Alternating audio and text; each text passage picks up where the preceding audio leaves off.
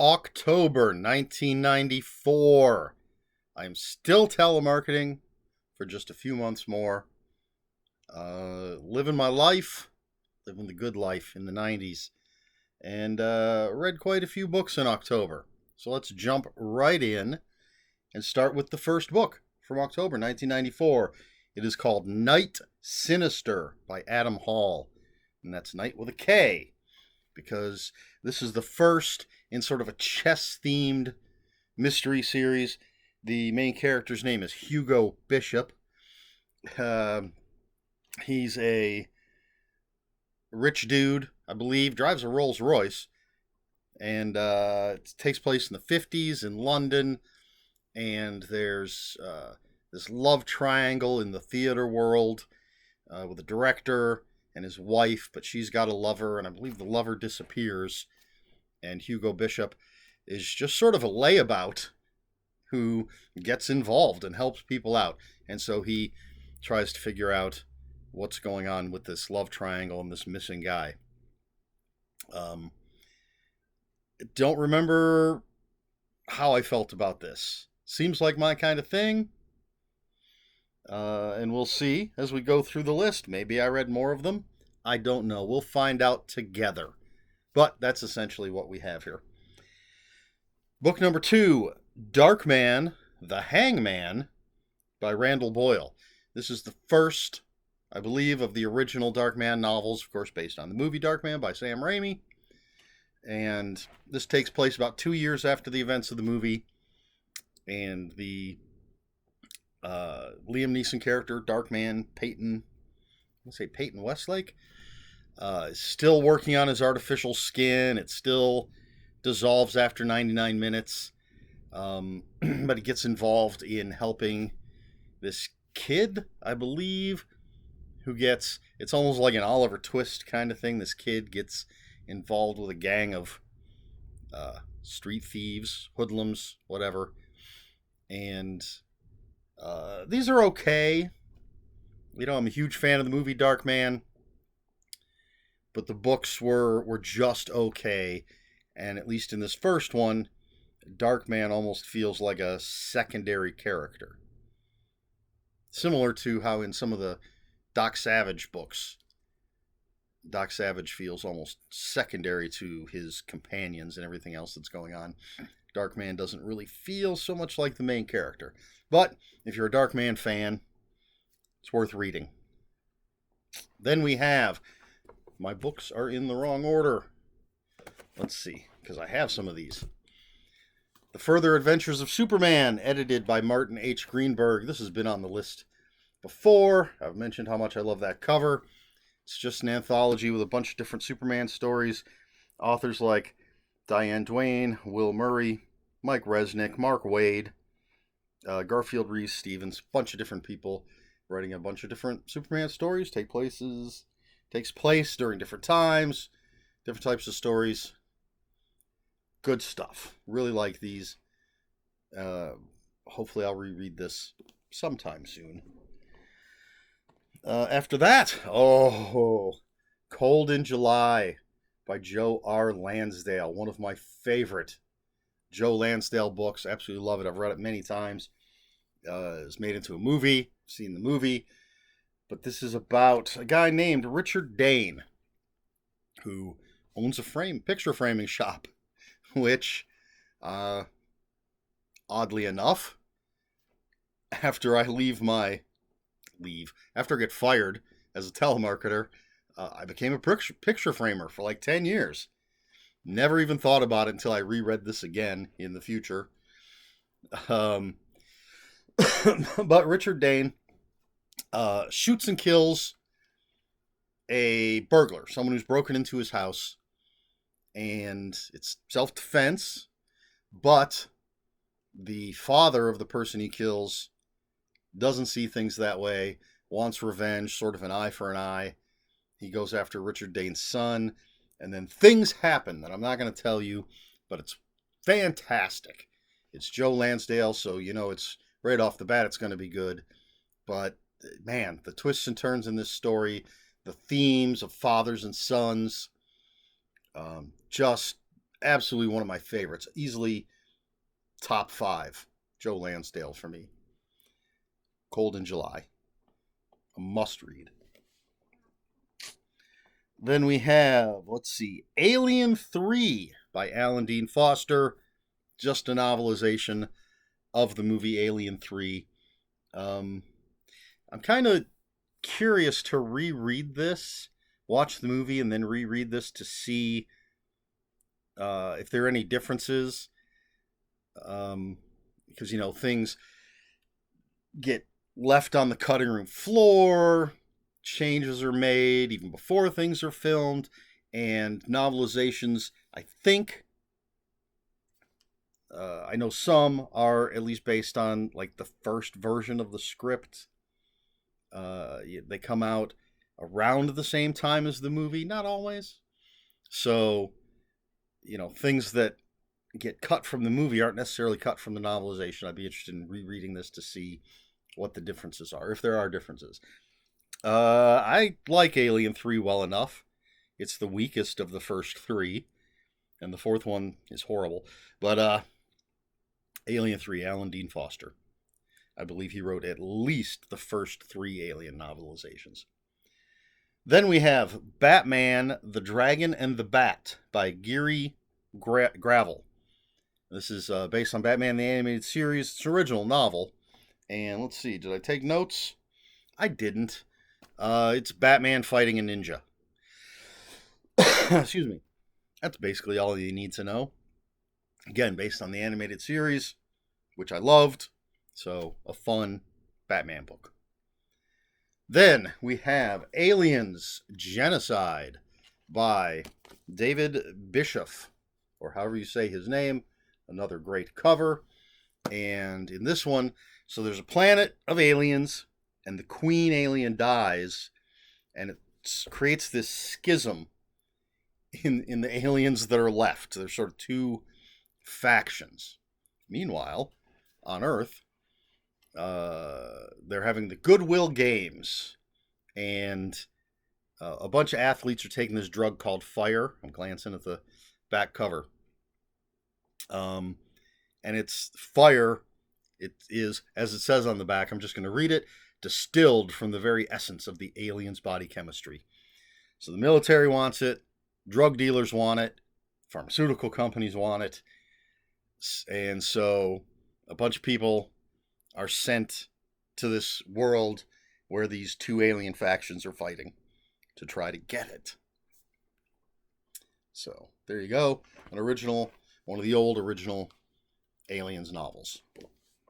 I actually just got this copy relatively recently. Found the first 6 at Half Price Books and picked up all 6. But this was one of them. Then, Aliens vs. Predator, Prey, by Steve Perry and Stephanie Perry. This is the first Aliens vs. Predator story I ever read. I think it's adapted from... I could be completely wrong. I want to say it's adapted from the comic, but maybe it isn't. I don't know, because I never read the comics. And I don't want to take credit away from the Perrys. But on this, our main character is Michiko Noguchi, and she's in charge of this colony on this planet, and they encounter an alien, and then someone sees a predator, I think, and this is, so the predators have seeded this planet with alien eggs so that young predators can come and basically make their bones by hunting the aliens, the xenomorphs. And of course the humans get in the way.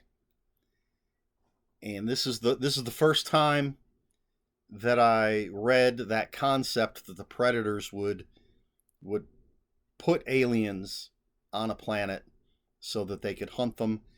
And I think it's the first time that I read that the physiology of a xenomorph is affected by the host that it is birthed from.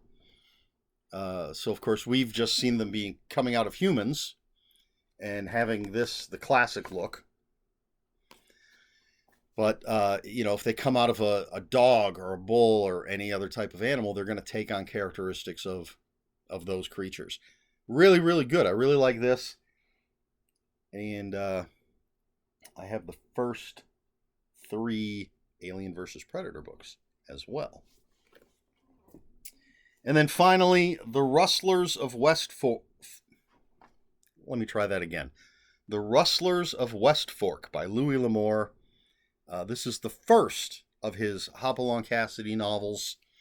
And old Hopalong is delivering some banknotes to an old friend at a ranch, discovers that his friend and the friend's daughter are being held hostage by this outlaw gang, and Hopalong rescues them, but they go on the run, and the outlaws are trying to track them down, so they're going through the desert and Apache territory and all this stuff, and becomes like a chase story.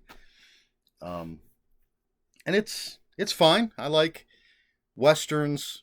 Louis L'Amour, possibly the most famous, most popular Western author. Arguably Zane Grey.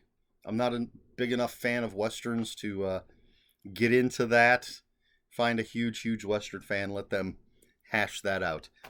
But it's not bad. It's a pretty good book. I like the character of Hopalong Cassidy. And Louis L'Amour's a pretty good writer.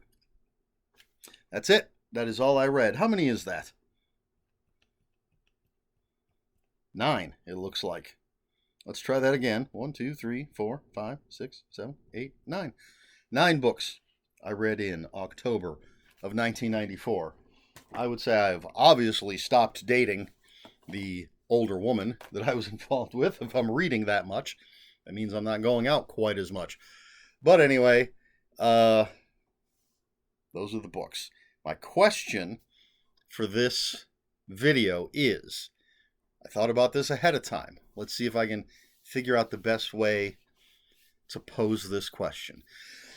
Excuse me. So in, what was it called? Night Sinister. It is chess themed. And for those of you who have watched this whole series, I've read a mystery series with an ex-football player solving mysteries, an ex-advertising executive solving mysteries, or maybe a current advertising executive,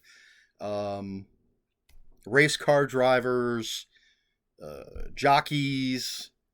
I had another one in my head and it disappeared already. So my question is, what? A Scottish gunsmith solving mysteries. So the question is, what occupation do you think would be interesting and or would lend itself to that person getting involved in solving mysteries? Of course, I'm not looking for the obvious, an ex-cop, ex-military person. Something a little more interesting. Let's dig deep. Cozy mysteries are huge.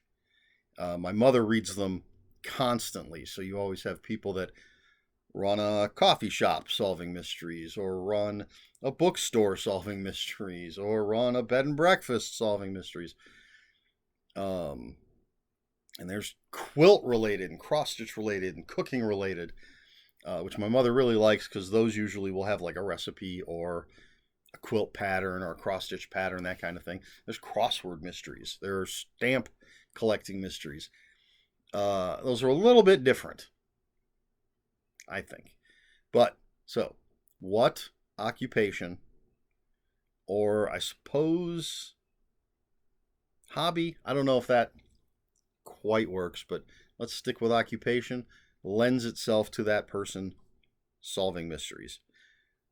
Now, I thought of the question ahead of time. I didn't think of an answer ahead of time. So, man, all right, I don't want you to have to, you already had to sit here and watch me count books. I don't want you to have to watch me try to think of an answer. But, I could say mystery writer, but that's been done by an old lady. So I'm going to leave writer out. anything I can think of, I think has been done. Not that that should stop you from answering. You could just answer with your favorite if you have one. I'm kind of looking, I'm like looking around my room trying to see. I don't know. I don't have an answer for you. Maybe by the time, if you answer me down in the comments below, maybe by the time I respond, I'll have an answer for you. I didn't think this through, but you have time because no one's sitting there watching you, I assume. Let me know in the comments below. Maybe I didn't think this question through as much as I should have. Let me know in the comments below. And if you have any comments, questions, or corrections, please put those in the comments below. Comments are open for spoilers. Just post spoiler warning. We try to be polite here on my channel. Please like, share, and subscribe. All the usual YouTube stuff. Excuse me. If you care to follow me on other social media, my Twitter is @Ronin5757. My Instagram, where I post pictures of books, comic books, board games, and fuzzy animals, is EricSmith5757. That's Eric with a K. ERIKSMITH5757. That is all I have for you this week. So until next week, read more books.